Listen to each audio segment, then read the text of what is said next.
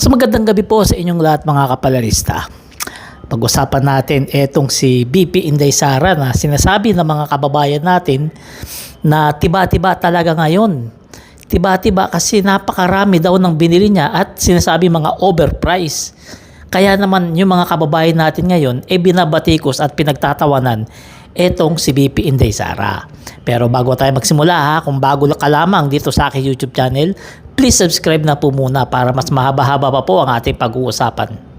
So yun na nga mga kababayan. Ha? Eto si BP Sara, binabatikos ngayon ng matindi ng ating mga kababayan. Kasi merong lumalabas ngayon na COA report ha. Legit to, COA report, Commission on Audit report na meron pala mga binili etong opisina ni BP Inday Sara na mga kagamitan. Kagamitan na magagamit nila sa kanilang opisina sa OVP na pinapaniwala ang mga overpriced talaga. Gaya na lamang ng air purifier na ito. Ito ang bili nila, BP Sara, ay 179,800 pesos. Napakamahal. Pero ang presyo lang pala niyan ay 59,900. Isipin nyo, napakalaki ng pagitan, di ba, ng pinatong nila. Pangalawa, eto, laptop. Bumili sila ng laptop. 301,230 ang presyo ng bawat isa. Pero, ang totoong presyo pala nito ay 175,000 lamang. Eto pa, aircon. Ha? Ang bili nila, 73,500 ang isang pirasong aircon. Split type. Pero ang presyo lang pala nito ay 45,995. Ang laki rin ng patong nila rito. Ito pa, MacBook Air. Ang bili nila dyan ay 120,844. Pero ang totoong presyo pala nito ay 58,490 lamang. Napakalaki ng pinatong dito ng opisina ni BP Sara. Ngayon ang tanong, Ang tanong, bakit kaya nangyari to? Bakit kaya ganito kalaki ang pinatong ng opisina niya ng OVP dito sa mga kagamitan na ito? Alam kaya niya to? O baka naman mga tauhan niya lang gumawa nito? Pero ang sabi naman ng mga kababayan natin, sa tapang ni BP Sara, imposibleng hindi alam niya yan. Imposibleng gagawa yung tauhan niya na mga bagay na hindi alam ni BP Sara kasi nga matapang to, takot sila rito. Totoo naman, di ba? Kung ikaw, tauhan ka ni BP Sara, gagawa ka ba ng ganyang pagnanakaw na hindi alam ni BP Sara? Natural hindi. Hindi kayo mag-overprice kung hindi alam ng boss nyo kasi nga matapang yung boss nyo. Handang magpapatay ng tao yan, di ba? Kung si BBM nga, binagbantaan niya What more pa kaya yung mga empleyado niya, mga staff niya? Kaya marami mga kababayan natin ang naniniwala na talagang alam ito ni BP Sara, itong overprice na to. Talagang alam niya ang presyohan ng pagbili dito.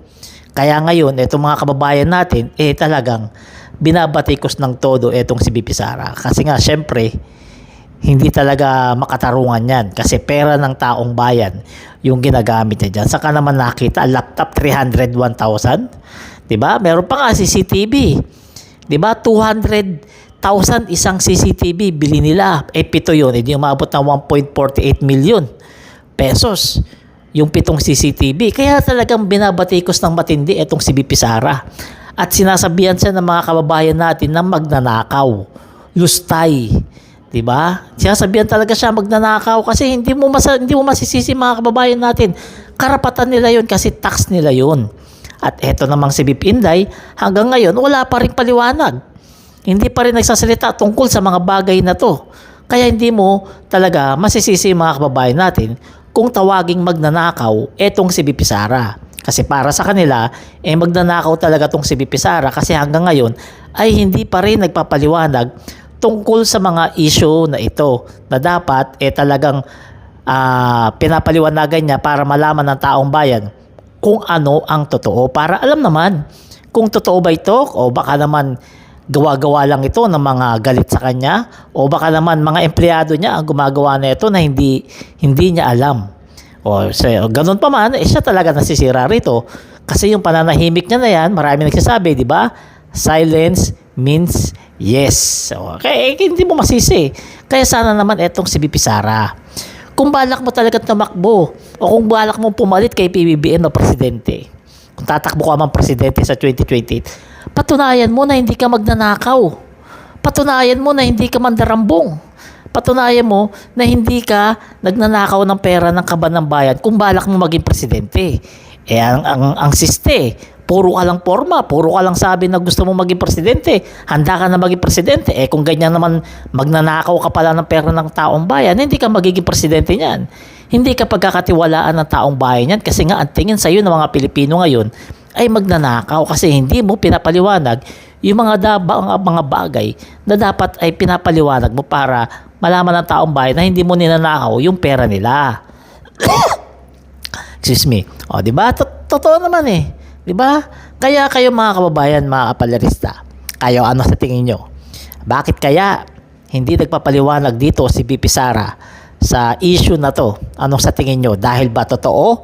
O baka naman hindi siya nagpapaliwanag para hayaan na lang niya na mamatay ang issue na to at makalimutan ng taong bayan. Kayo, anong sa tingin nyo? Huwag niyo po kalimutan, pakisubscribe po itong YouTube channel natin. Sa mga bago pa lamang, pakisubscribe po ito kasi bago lang po itong YouTube channel natin. Pakitulungan po ako. Maraming salamat po sa inyong lahat.